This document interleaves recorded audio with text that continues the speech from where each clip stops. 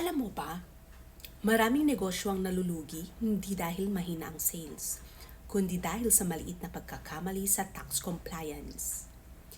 Digital service providers, lalo na yung non-resident, dapat mag-register at magbayad ng VAT sa serbisyo nilang ginagamit dito sa Pilipinas.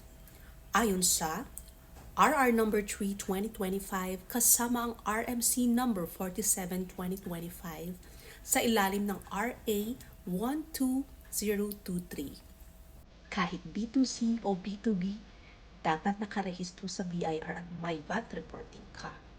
Kapag hindi, may penalty at hindi mo makiklaim na input tax. Simple compliance pa lang, malaking ginhawa sa bulsa mo. Kaya business owners, lalo na yung nag-o-offer ng online or digital services, huwag mong balwalain ang VAT registration. Protektahan ang kita mo through smart compliance.